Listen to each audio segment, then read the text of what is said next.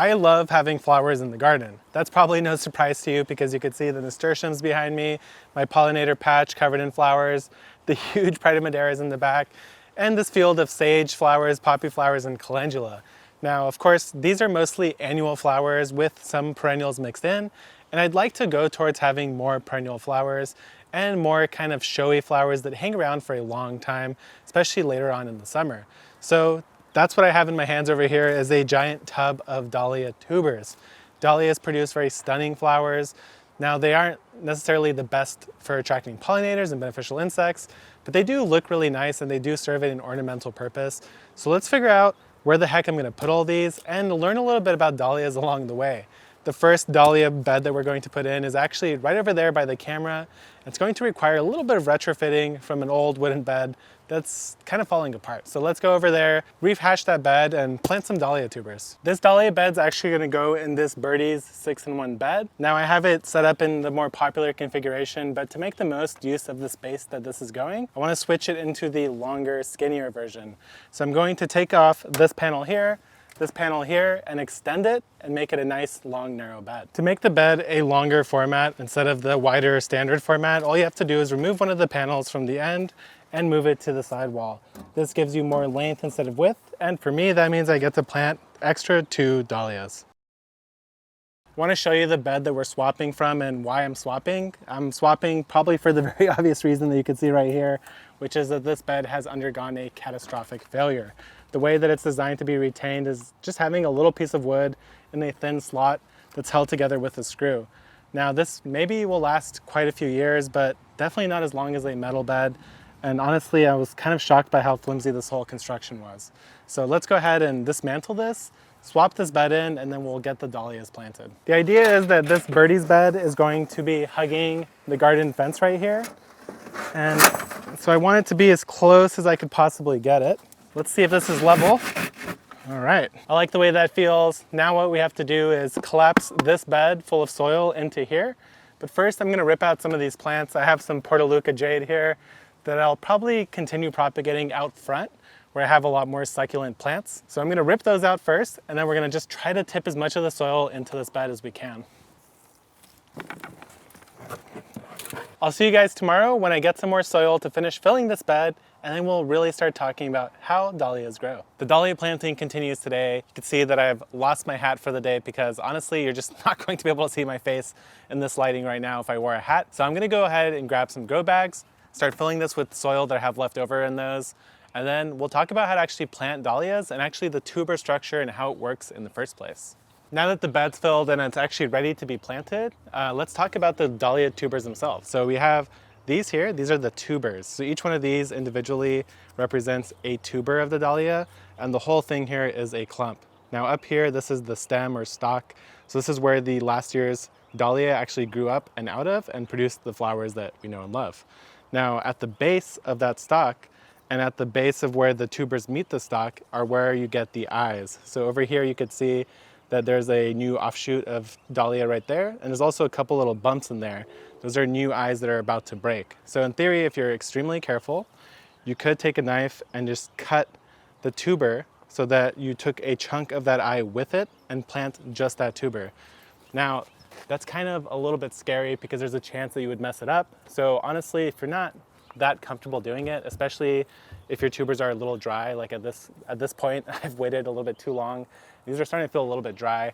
So if I were to try to cut it out, there's a chance that A, it would split in the wrong way, and B, also there's just a chance that all these tubers aren't going to make it. If you plant the entire clump as it is like this, then you pretty much have a guaranteed chance that it's going to make it, especially when you already know that you have at least one eye growing. So now that we understand the way that these tubers and clumps sort of work, and we are going to be planting it as whole clumps, let's get in closer on this bed, talk about spacing, talk about supporting it, and other do's and don'ts when you want to plant dahlias. There is a way that you could accidentally kill your dahlias, so you want to actually make sure that when you're prepping your bed and planting your dahlias out, you're very careful, and let's talk about that right now. Now we have the bed all filled up with soil and it's ready to plant. So let's talk about spacing. Now with dahlias, it can be quite variable. Some are much larger than others, some are much taller than others, but as a general rule of thumb, most people say 12 to 18 inches. Now if you have a container, you can get away with just planting a clump in a 5-gallon pot It's actually what I did last year and I got great blooms out of it. So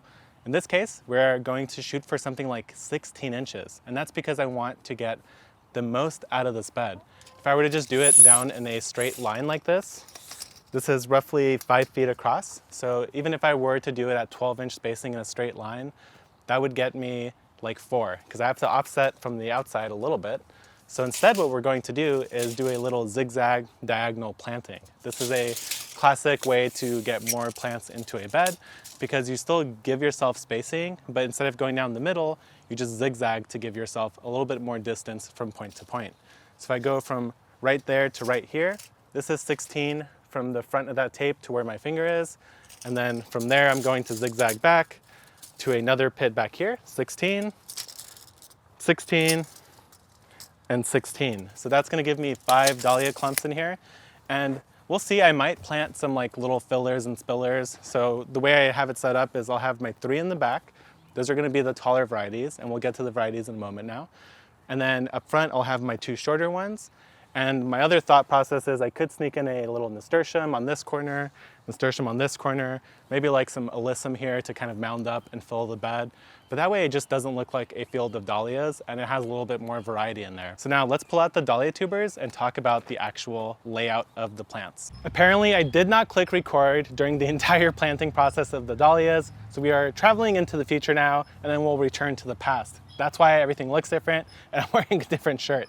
So here's what we have. I dug up all the tubers just so that I could replant them again to show you guys the process. And the only thing that's different now is that they have some roots present and a little bit more growth. Otherwise, nothing else has changed. So now we are going to be planting them with 3 tall ones in the back and 2 shorter varieties up front. So this dahlia tuber is going to go right here. And when you're digging a hole for a dahlia, it's going to be a little bit different in raised beds or containers than it is in ground directly into the soil. For one is that their soil in raised beds tends to be a lot more fluffy and well draining than something like this hard packed clay that I have here. So we'll go over how to plant in ground after this. Now, if you're planting in a container, you could go anywhere from like a 3 to 5 gallon pot. And everything that I'm doing here is effectively going to be the same. So I'm going to dig a pit about 3 to 6 inches in depth. You can go a little bit deeper if you live somewhere drier. If you live somewhere where you get a lot of rain though, you're probably gonna wanna stick closer to the 3-inch height so that your tubers don't drown before they grow.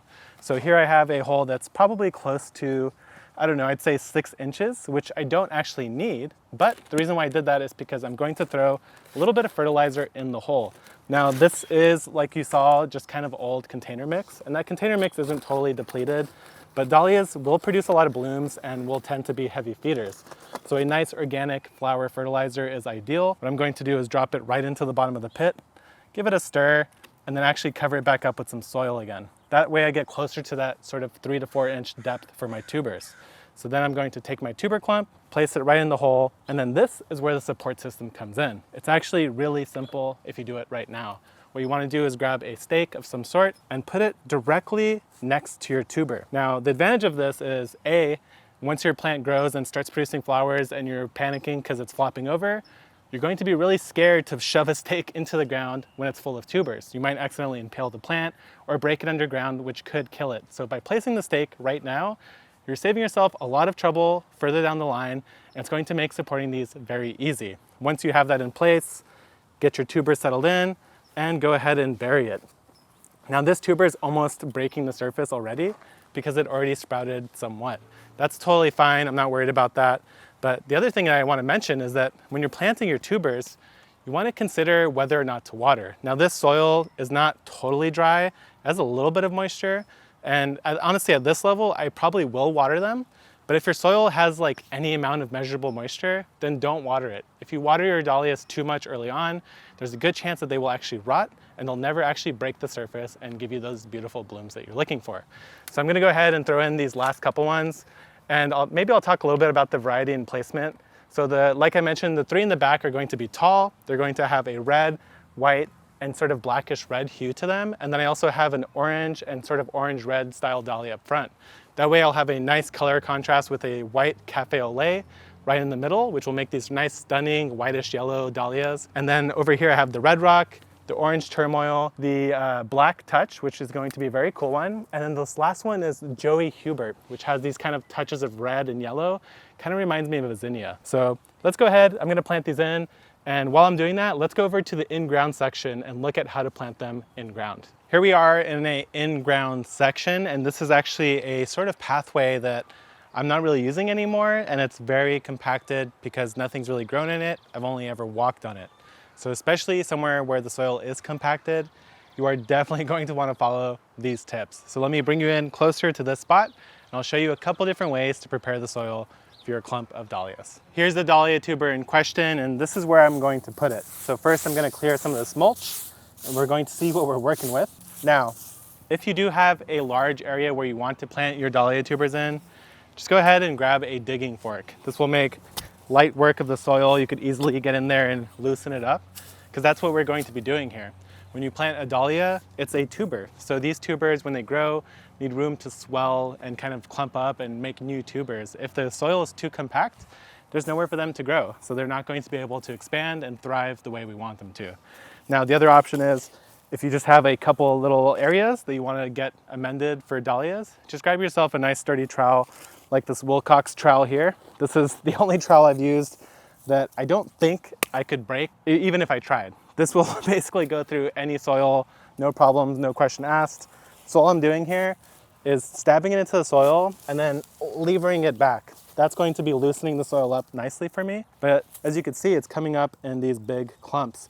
So some of that I do want to try to chop up and sort of break up a little bit. And this soil is pretty wet. So what we're going to do here is not mulch it after we plant it, because we don't want to retain as much of this moisture as we usually would.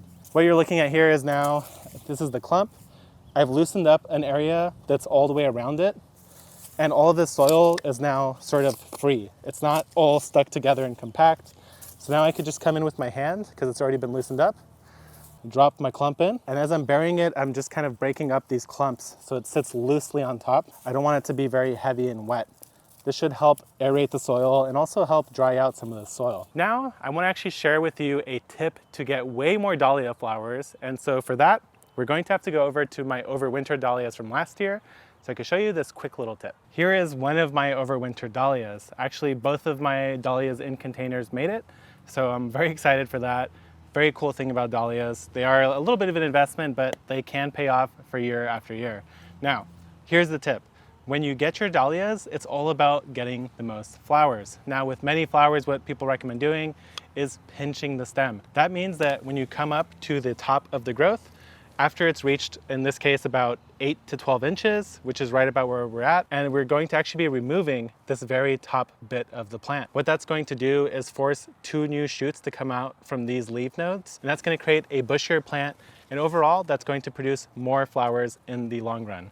So all you need to do is get a pair of pruners, and you want to use pruners just in case you don't accidentally snap the rest of the plant by accident when you try to pinch, because let's be honest, we've all been there.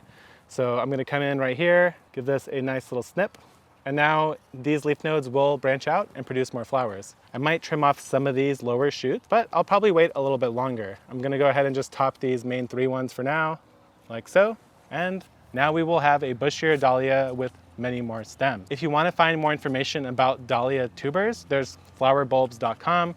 They have a nice little collection of knowledge, and I highly recommend you guys try out some dahlias, whether you want to start it from seed, which is a total wild card, or if you want to grow some bulbs, which are guaranteed, you know they're going to grow, and you know you're going to get what you want. Try some dahlias out this year. I will definitely be posting more follow-ups as all these dahlias begin to bloom. I actually have a lot more to put in different areas, which I still haven't figured out exactly where that is. So until then, I'll see you guys next time, and enjoy your dahlias.